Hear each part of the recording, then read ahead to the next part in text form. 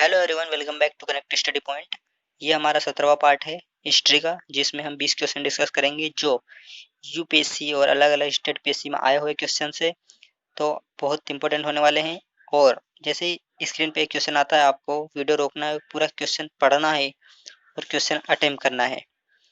Okay, आराम से, कोई जल्दी नहीं है। आपको बहुत ही इंपॉर्टेंट टॉपिक्स मैं कवर करवा रहा हूँ।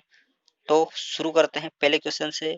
और पूरे 20 क्वेश्चन अटेम्प्ट होने के बाद अपना स्कोर जरूर लिखना कमेंट बॉक्स में, आपने कितने सही किए हैं 20 में से।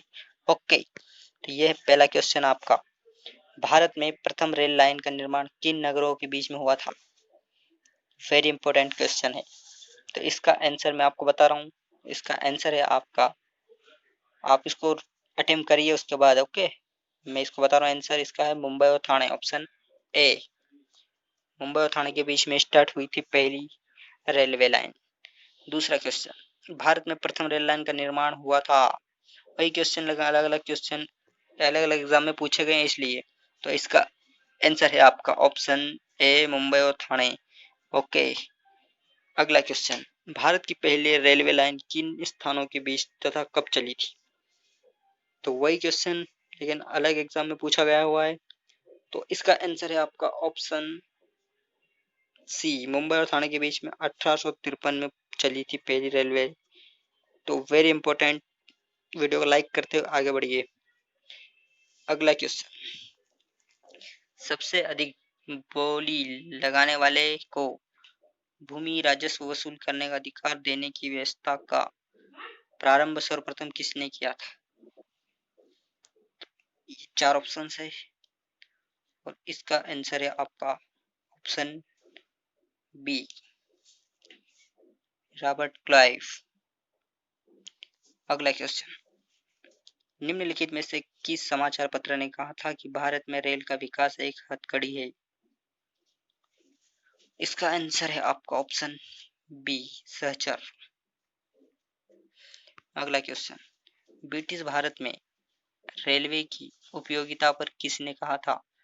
ब्रिटिश भारत में रेलवे की कोई उपयोगिता नहीं है, ये दूसरे की पत्नी को अलंकृत करने जैसा है। किसने कहा था? तो इसका आंसर है आपका ऑप्शन डी, बाल गंगाधर तिलक ने कहा था ऐसा। अगला क्वेश्चन, भारत में सर्वाधिक पूंजी निवेश किस क्षेत्र में हुआ था? ये चार ऑप्शन है, जिसमें होता सबसे सर्वाधिक पूंजी निवेश। तो इसका आंसर है आपका ऑप्शन है रेलवे, बैंकिंग, बीमा और जहाजरानी में। ओके, अगला, किस कंपनी ने सर्वप्रथम भारत में रेल सेवा प्रारंभ की थी? कौन सी कंपनी थी वो? तो इसका आंसर है आपका option A, great Indian peninsular railway. Okay, अगला, भारत में पहला रेल मार्ग कहां से कहां तक के लिए खुला था? तो इसका आंसर है आपका ऑप्शन डी, बॉम्बे से ठाणे। अगला क्वेश्चन, भारत में प्रथम रेलवे लाइन किस ब्रिटिश गवर्नर के समय बिछाई गई थी? वेरी इंपॉर्टेंट, इसका आंसर है आपका option B, Lord Dalhousie. Okay, अगला, रेलवे को राजकीय नियंत्रण में लाने की बात सर्वप्रथम किसने की थी? तो इसका आंसर है आपका ऑप्शन बी, विलियम एकवर्थ। ओके, अगला क्वेश्चन, निम्नलिखित में से किन दो स्थानों के बीच सर्वप्रथम रेलवे मार्ग का निर्माण हुआ? वेरी वेरी इंपॉर्टेंट सवाल। ठीक है, दो स्थानों के बीच प्रथम रेलवे मार्ग का निर्माण पूछा है। ओके, तो इसका आंसर है आपका ऑप्शन सी, कलकत्ता रानीगंज के पहला रेलवे मार्ग बनाया गया था। फिर रेलवे मार्ग पूछा इसलिए ना, कलकत्ता और रानीगंज। भारत में जब रेल मार्ग पहली बार प्रचलित हुए, उसका प्रमुख उद्देश्य क्या था? तो इसका उद्देश्य अब बताइए चार ऑप्शन में से, और इसका आंसर है आपका ऑप्शन ए, कृषि वाले क्षेत्रों को बाजार से जोड़ना था। अगला क्वेश्चन, भारत में विदेशी पूंजी निवेश का प्रारंभ निम्नलिखित में से किस उद्योग में हुआ था? तो इसका आंसर है आपका ऑप्शन डी, रेलवे में हुआ था। अगला, निम्नलिखित में से कौन poverty and un-British rule in India का लेखक है? वेरी इंपॉर्टेंट सवाल है, poverty and un-British rule in India का लेखक कौन है? तो इसका आंसर है आपका ऑप्शन डी, दादा भाई नौरोजी थे।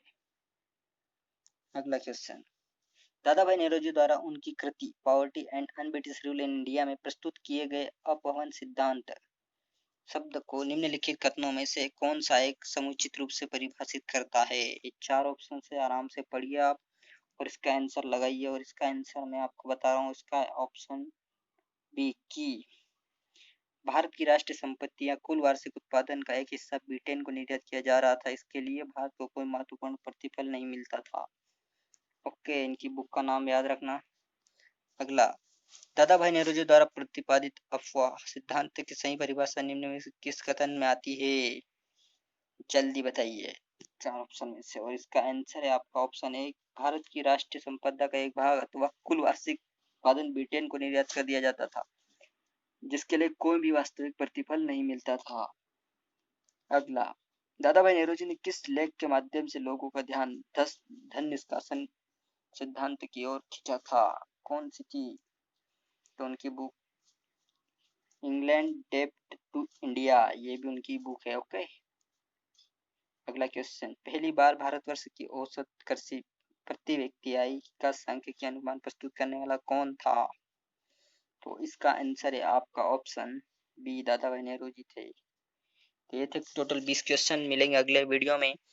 और वीडियो पसंद आया तो लाइक करके सब्सक्राइब कर देना, और यदि आपने कर दिया है तो थैंक यू वेरी मच। मिलेंगे अगले वीडियो में। Take care, bye.